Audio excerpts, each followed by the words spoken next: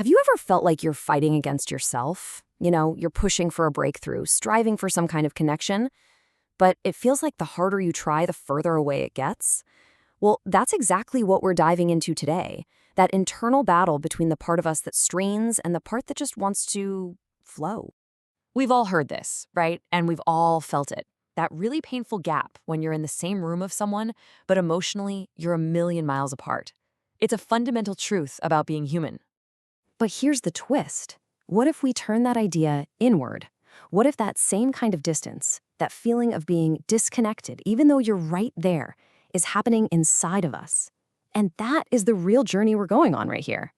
Okay, so let's really get into this idea of an interior chasm. It's this gap between the self that's always pushing, always straining, and the self that simply is.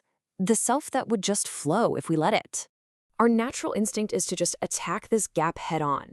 If we feel disconnected from our creativity, from our purpose, from our own selves, our brain just screams, try harder.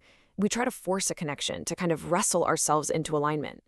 But what if that's the exact opposite of what we should be doing? This brings us to a really fascinating and kind of counterintuitive idea. What if the very effort we're making to solve this problem of internal distance is actually what's creating it? I mean, conventional wisdom is pretty clear, isn't it? If there's a gap, you build a bridge. You apply force, you work. This is the logic we bring to pretty much every problem in our lives. But then you get this stunning paradox from the mystic Anthony de Mello. He's telling a seeker who's trying to find union with God that the seeking itself is the problem. Think about that for a second. The harder you look for it, the more you're pushing it away. So the teacher's final piece of advice isn't some new technique or a secret method. No, it's a complete shift in perception. Stop trying to close a distance that doesn't actually exist to begin with. The striving is the illusion. Okay, let's break this down because it's a huge idea. The moment you start seeking a connection, you are operating from the belief that you are separate. You're confirming the very gap in the act of trying to close it. It's like the sun trying to connect with its own light, or an ocean wave trying to find the ocean. It doesn't make sense, right? They're already inseparable. The effort to force them together is what creates the misunderstanding. Now, all of this might sound a bit abstract or mystical, but what does it actually look like in the real world? Let's turn to some really powerful examples of people who found their biggest breakthroughs not by pushing harder, but by letting go. Our first example is Dorothy Day. She was an incredible writer, a social activist, a true creator. But it's how she described her most profound creation that's so telling. Just listen to her words there. She's saying this feeling was bigger than any book she could ever write, any project she could dream up.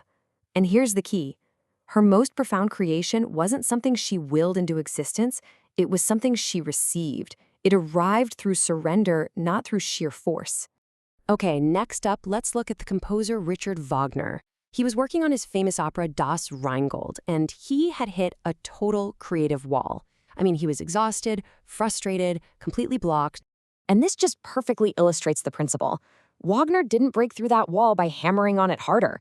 He broke through it by walking away. He surrendered. And in that moment of release, the solution that was there all along, the music hidden in the sound of the water, could finally be heard. All right, our final example comes from the world of elite sports. Gino Auriemma, one of the most successful basketball coaches of all time, made this simple but really profound observation about what separates a good player from a truly great one. Now, he's not just talking about superior conditioning or physical stamina here. He's talking about a state of flow. Great players don't get tired because they've practiced so much that they no longer fight the game. They are the game. All that resistance, that friction that drains other players, for them, it's just gone. They're moving with the current, not struggling against it. Now, I know what you might be thinking. It's so easy to hear all this and think, okay, so the secret is to just kick back and wait for inspiration to happen. But that is the biggest misunderstanding of all. This is absolutely not an argument for being passive. This is probably the most crucial distinction we have to make. Flow isn't laziness. It's not an accident, no way. It is an earned state. It is the direct result of deep, consistent practice. So much practice that the effort becomes pure instinct.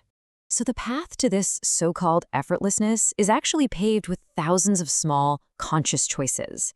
It's about embodying that amazing discipline of practicing on the days that you eat, which basically means you practice always. It's understanding that your life is just the sum of these little choices, and that as you make them, they in turn make you.